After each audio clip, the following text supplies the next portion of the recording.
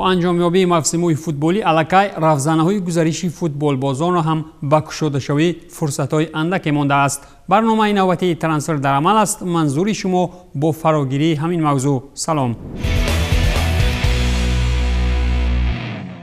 پس از آنی که تییاگو دیگر در باواریا ماندن نخواست، سابق فوتبالباز بارسلونا را دسته‌های پیشقدم اروپایی زیر نشان گرفتند. مثلا ژورنالیست تانکردی پالمیری میگوید که لیورپول با آلکانتارا شرطنامه موافقه نموده است. اینجا اگر سخنان ژورنالیست تانکردی پالمیری تا جای درست باشند، خریداری عالی برای دسته کلوب خواهد بود. اصلا باشد لیورپول فرصت‌های نزدیک به جانب میونخنی پیشنهادی رسمی نموده سرخوان برانند که آلکانتارا را بر عوض 30 میلیون یورو جمع علاوه پولی‌ها به دست می‌آورند. اساسی چنین گزارش‌ها در آن است که تییاگو بستن شرطنامه نو با باواریا نخواست و به گفته رسانه‌ها الکی با همدسته‌هایش در میونخن خیر و خوش نموده است.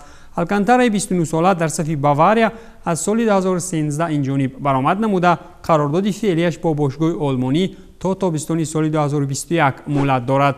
از جانب دیگر منچستر یونایتد هم خواستاری به دست آوردن تییاگو می باشد.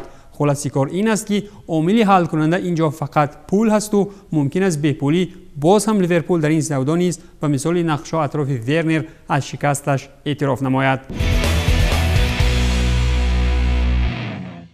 پس از آنی که کاری منجوکش در قطر برار نگرفت و ماریو به باشگاه ماند، رسانه‌ها از گزارش احتمالیش به لوکوموتیو مسکو میگویند. سپورتس 24 باشد از آن می نویسد که منجوکش از لاکو ماهی 8 میلیون یورو در 2 سال میپرسد، در حالی که در 5 بازی با پیرانهای آلدو هایل بوره هم گلزنی نکرده بود. اگر ماریو به مسکو بیاید به چنین سیاست ترانسفری رایو آنچیون با تعجب میتوان نگریست، ولی از جانب دیگر بیشتری بازیگران خارجی در چمپیونات روسیه موقع پیدا کرده میتوانند. فوروارد 34 ساله سابق یوونتوس و باواریا نیم سال اخیر را در قطر گذرانده پس از بیگلی در 5 بازی شرطنامه‌اش را بکار کرد. همین طریق لوکوموتیو میتواند که این بازیگر را به پول به دست آورد، اما مشکل خود در اشتهای بلند پولی خرواتی است، در حالی که رهبریت لاکو جوانیکنی ایهات را پیشه کردن است.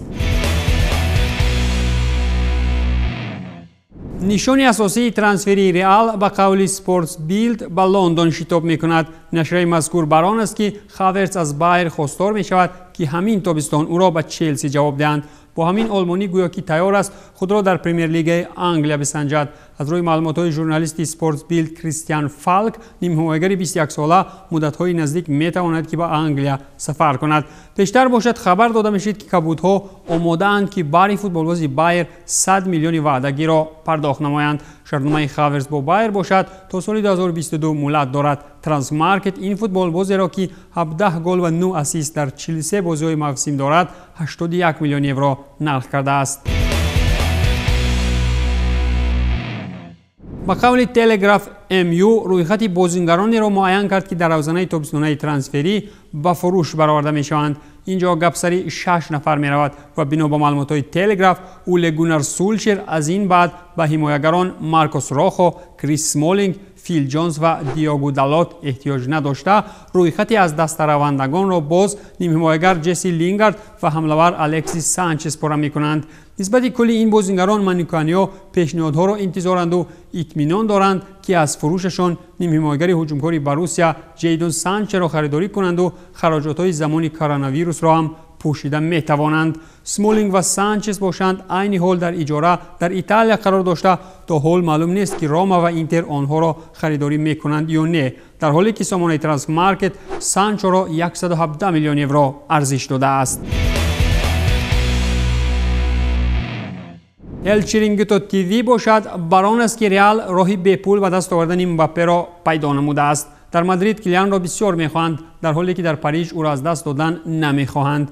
بنا به خبرهای ال چرینگیتو تیوی رهبریت تیم مادریدی می‌فهمد که پاریس‌ها پیشوای دسته را جواب نمی‌دهند تا آن دمی که شرطنامه‌اش به آخر نرسیده است. از این رو ریال بهر فوروارد 21 ساله شرطنامه را با پیشنهاد 100 میلیونه در پیش می‌ماند. تابستان سال 2022 شرطنامه امباپه با پاریس‌ها به انجام رسیده. او می‌تواند چون فوتبالباز آزاد به ریال گزارش کند. در مورد نیمار باشد ال چرینگیتو چنین میگوید: PSG барои Неймар аз Барса хостори 80 миллион ва Дембеле аст. Савдокориҳои ҷонибо идома ёфта бо ҳамин овозҳои камбеки Ней ба назди Месси тобистони дуввум дар фазои футболӣ мечарханд. аммо ин навбат буҳрони молиявӣ рафти корро мушкил месозад. чӣ тавре Эл Чирингито иттилоъ медиҳад, PSG омодааст ки бо ивазкунӣ ва ҷамъи пардохт Неймарро аз даста ҷавоб диҳад. парижҳо баҳри ин бразилиявӣ 80 миллион евро ҷамъи Усмон Дембеле мехоҳанд. ахиран дар маснади побарҷотарин легионери русия ҳам торикӣ фаро расид ва Спорс 24 аллакай навидҳояшро чунин ранг медиҳад. Зенит омодааст ки аз барои Черишев 15 миллион евро масраф намояд. Петербургиҳо боз ҳам бозингари тими мунтахабро зери нишон гирифтаву навидҳо дар хусуси харидории эҳтимолии Черишев аз ҷониби Зенит ҳам зиёд шудаанд. ба қавли Independent, Решфорд ҳамин тобистон нишони асосии трансферии PSG буда, МЮ аз барояш зиёда аз 100 миллион мехоҳад. Томас Тухел ҳам умед бар он дорад ки ин ҷавони пуристеъдодро ба даст меорад ва бино ба маълумоти Independent имзокунии қарордод бо ин англисии 22-соларо худи Томас Тухел хоҳон аст. мутахассиси олмонӣ дар симои Маркус стораи бошгоҳӣ ва футболбозеро мебинад ки ба образи ҳуҷумкори идеалии муосир мутобиқат дорад. эҳтимол меравад ки МЮ Решфордро ба маблағи камтар аз 100 миллион фунт стерлинг намефурӯшад. Маркус дар мавсими ҷорӣ 21 гол ва 10 ассист дар кулли мусобиқаҳои мавсимӣ дорад. трансфер марк бошад ин бозингарро 64 миллион евро нарх кардааст. The Guardian мегӯяд ки мақсади асосии Сити пас аз пирӯзӣ дар суди варзишӣ ва маҳрум нашудан аз иштирок дар Лигаи Қаҳрамонҳои ду мавсими оянда ин харидори Алаба мебошад. ҳамчунин Пеп дар кофтукоби ҳамлавар аст. аз ин рӯ шаҳриҳо дар бозори трансферӣ садо баланд хоҳанд кард. пас аз сафедкунии қисмани Ман Сити дар суди арбитражии варзишӣ ва иҷозат барои иштирок дар мавсими ояндаи Лигаи Қаҳрамонҳо, журналистон аз нақшаҳои трансферии бошгоҳ ҳам фаҳмиданд. тибқи иттилои The Guardian, Пеп Гвардиола аз роҳбарияти тим 150 миллион фунт баҳри харидории бозингарони нав мегирад. мақсад асосии Сити ҳимоягари Бавария Давид Алаба мебошад. агар гуфтушунид бо мюнхениҳо мусбат анҷом наёбад, шаҳриҳо ба Калиду Кулибалӣ аз Наполи пешниҳоди ҳамкорӣ мекунанд. ҳамчунин Гвардиола итминон дорад ки дар сурати рафтани Серхио Агуэро варианти пурқувваткунии хати ҳамларо ҳам мекобанд, нафаре ки шартномааш тобистони соли 2021 ба анҷом мерасад. асоситарин нашраи варзишии Италия La Gazzetta dello Sport бошад бар он аст ки Конте мехоҳад барои Интер Канте, Видал ва Эмерсонро бихарад. бо ҳамин коучи итолиявӣ гвардияи кӯҳанро сарҷам намуда, бо истифода аз вазъи номусоиди собиқ шогирдони хеш дар дастаҳояшон онҳоро дар Интер ҷамъ карданист.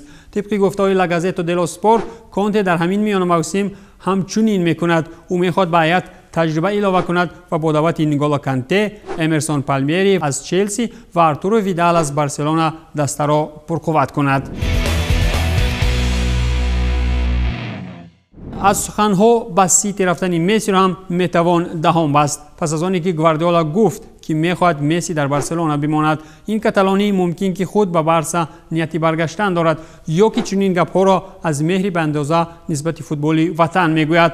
маҳз бо чунин суханҳо Пеп аз овозаҳо нисбати Мессиро ба таври максималӣ шарҳ дод. ман дар хусуси трансферҳо то охири мавсим чизе намегӯям. хоҳиши ман он аст ки Месси дар Барселона бимонад. иқтибос овардааст Гоул аз суханони Гвардиола.